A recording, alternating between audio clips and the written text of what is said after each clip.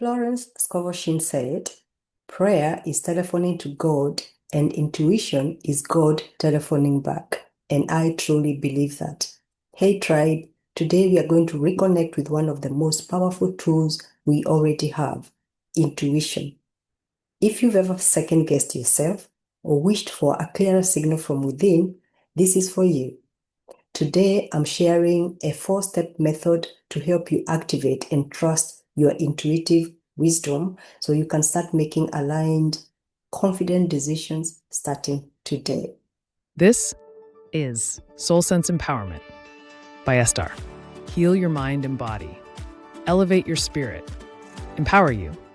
In a world full of noise, we tend to tune out our own inner guidance, even though it's often the most accurate voice we have.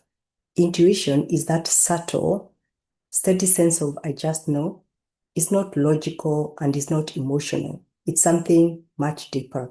I call it the seat of God or the divine within us. And yes, intuition is never wrong. Unlike the inner critic, which we talked about in a previous video, remember what we said about the inner critic? That voice in your head that's constantly saying things like, you're not good enough, you're not ready, you're not worthy, and is always challenging your intuition. Think of the inner critic as a fear-based devil on your shoulder and intuition as the angel. Intuition is also not instinct. Instinct is automatic, is an automatic process that helps you pull away from danger. Intuition goes further. It guides you towards alignment, clarity, peace, and purpose. When you strengthen your intuition, you begin to live from a deeper truth. You trust yourself, not just to survive, but to thrive. So here is a simple 4-step method I teach in workshops to help you reconnect with your intuitive voice. Step number 1, ask, set the intention. Everything starts with a clear, honest question. When you ask, what's the best next step? How can I best serve?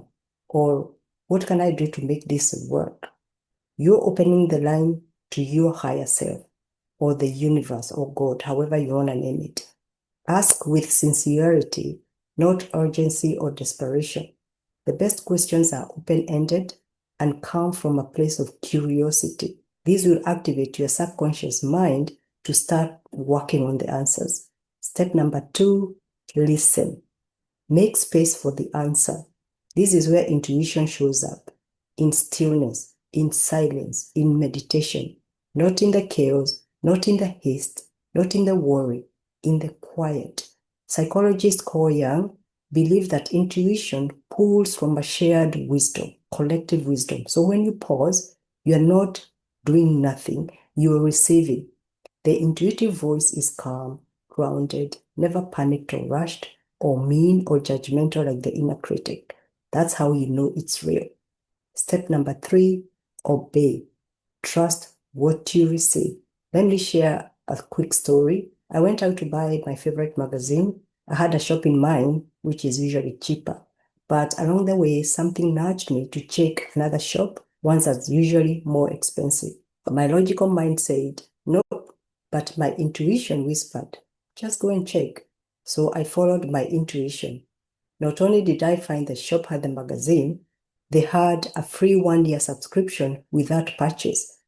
So you don't need to take big leaps. Obedience starts with small acts of trust and faith, and then you can build from there. Obeying your intuition is a sacred yes to your truest self.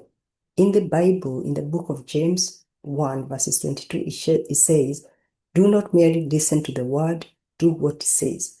That's what intuition asks. Step number 4, take inspired action. Move with faith. This is where it all becomes real. When you act on what your intuition tells you, not with force, not with fear, not with doubt, but with flow, life begins to open up. This is what in psychology they call the flow state, when you feel energized, happy, present, and at peace with your choices. That's what inspired action feels like. Don't wait for the perfect plan. When the nudge comes, follow it step by step. One aligned move can change everything.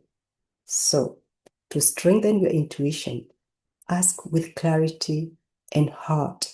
Listen in stillness and presence. Obey the nudge, even when it defies logic. Take inspired action, even a small one, to ground it in reality. And here is something else that most of us forget: gratitude. Each time you receive an intuitive guide or lead, say thank you, even before the result shows up, because gratitude creates more flow, more clarity, more peace. Ask yourself, where in my life can I start trusting myself more? What's the one small step I can take today? And if this message empowered you, comment below, I trust my intuition. And remember to share the love and spread this message with someone you care about. Intuition is a gift and it's already yours. You just have to listen, obey. I'll see you in the next one. Until then, trust yourself and trust the whisper within. In gratitude, bye for now.